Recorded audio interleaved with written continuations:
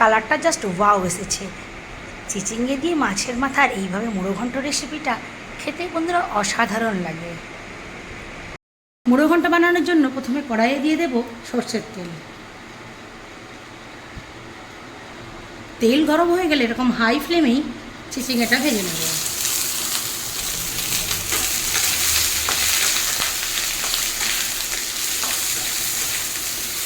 আর এই সময় এর মধ্যে দিয়ে দেবো সামান্য একটু নুন।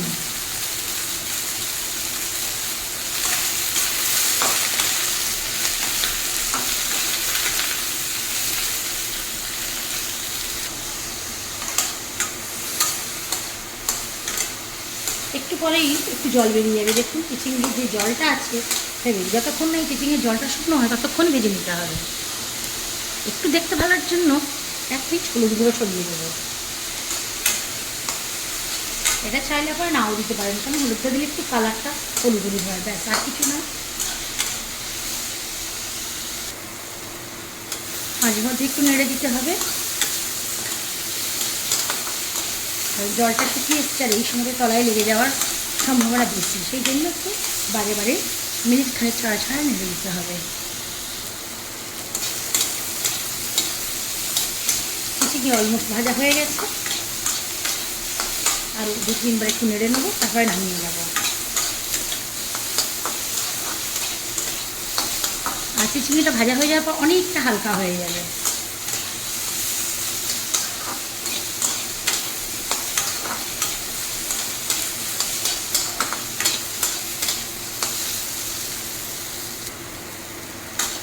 চিচিঙ্গে ভাজা হয়ে গেছে, চিচিঙ্গে ভাজা নামিয়ে নেব।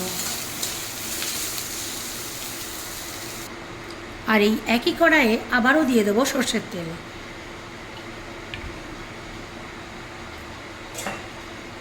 তেল গরম হওয়া পর্যন্ত অপেক্ষা করব। তেল গরম হয়ে গেছে, এখন নুন হলুদ মাখানো মাছের মাথাটা ভেজে নেব।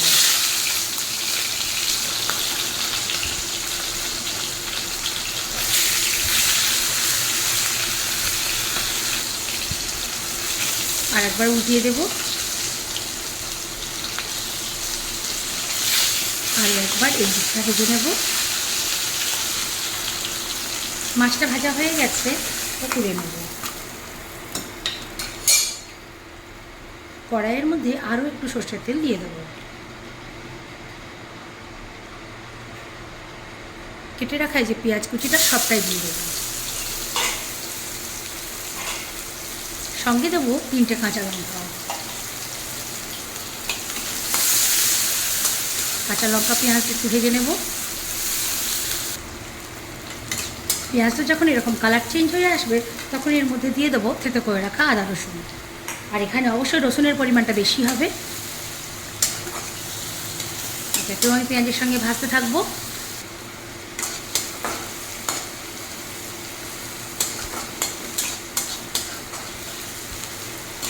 যতক্ষণ না আদা রসুনের কাঁচা ভাবটা যাচ্ছে ততক্ষণ কিন্তু ভেজে নিতে হবে।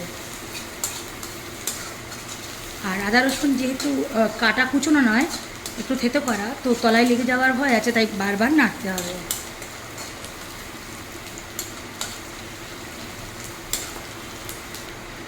এখন এর মধ্যে দেব নুন।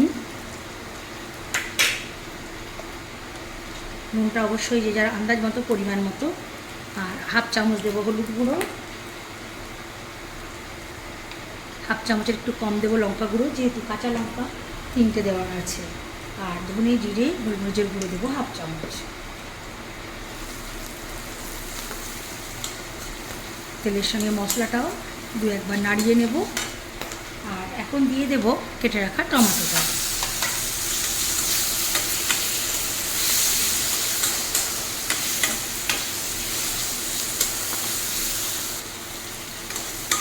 টমেটো একটু ভাজা ভাজা হলে এর মধ্যে দিয়ে দেবো ভেজে রাখা মুড়ো।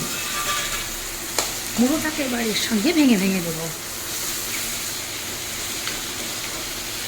যতটা ভাঙা যায় ততটাই ভেঙে ভেঙে একটু দেওয়া হবে, যাতে করে মাছের মুড়োর স্বাদটা সমস্ত মশলার সঙ্গে মিশে যায়।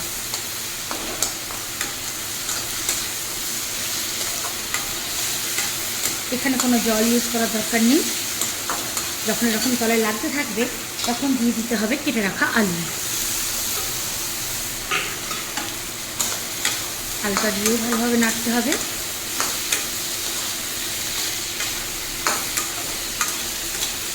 যদি মনে হয় ফ্লেমটা খুব হাই হয়ে যাচ্ছে তাহলে ফ্লেমটা একটু কমিয়ে দিতে হবে। যেমন এখন আমি দিলাম মিডিয়াম টু লো ফ্লেমে।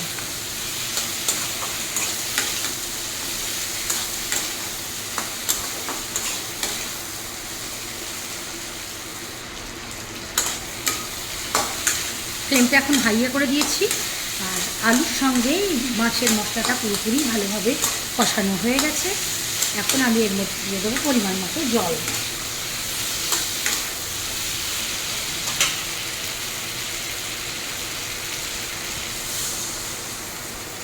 যেহেতু একটু ঘন্ট হবে, একটু গ্রেভি গ্রেভি থাকবে, তাই জন্য একটু পরিমাণ মতো আপনি দেবেন। এখানে আমি 1 বাটি মতো জল দিয়েছি, আরও হাফ বাটি জল ইউজ করব। এখন ঢাকা দিয়ে প্রথমে হাই ফ্লেমে 5 মিনিট, তারপরে আরও 5 মিনিট লো ফ্লেমে হতে দেবো। তো টোটাল 10 মিনিট পর ফিরে আসছি। ফিরে আসলাম 10 মিনিট পর। গ্রেভিটা দেখুন অনেকটাই কমে গেছে। এখন আমি দিয়ে দেব ভেজে রাখা চিচিঙ্গে। চিচিঙ্গে দেওয়ার পর ফ্লেমটাকে আমি হাইয়ে করে দেবো। এবার চিচিঙ্গে একটু আলুর সঙ্গে মিশিয়ে দেবো। আর যেহেতু চিচিঙ্গাটা ভাজা আছে, আমি এটা হাই ফ্লেমেই রান্না করব। নুনটা চেক করে নিয়েছি, নুনের পরিমাণটা ঠিকঠাকই আছে। স্বাদটাকে ব্যালেন্স করার জন্য দিয়ে দেবো একটুখানি হাতে করে অল্প একটু চিনি ছড়িয়ে। এটা আপনারা চাইলে স্কিপ করতেও পারেন। এখন নামানোর আগে দিয়ে দেবো সামান্য একটু ধনে জিরে গোলমরিচের গুঁড়ো। একটু মিশিয়ে দেবো। আর যেহেতু মুড়ো ঘন্ট, একটু হালকা হালকা গ্রেভি থাকবে। এবার ওভেনটা অফ করে দেবো। তাহলে বন্ধুরা দেখতেই পেলেন আমি কিভাবে বানালাম চিচিঙ্গের মুড়ো ঘন্ট। আমার এই চিচিঙ্গে দিয়ে মুড়ো ঘন্ট রান্নার রেসিপিটা আপনাদের কেমন লাগলো অবশ্যই কিন্তু কমেন্ট করে জানাবেন। আর ভিডিওটা ভালো লাগলে লাইক করবেন, আমার চ্যানেলটাকে সাবস্ক্রাইব করবেন। কমেন্ট করতে ভুলবেন না, এই কারণেই বলছি, কারণ আপনারা যত কমেন্ট করবেন ভুল ত্রুটি আমি জানতে পারবো আর ভিডিও বানানোর উৎসাহ পাবো।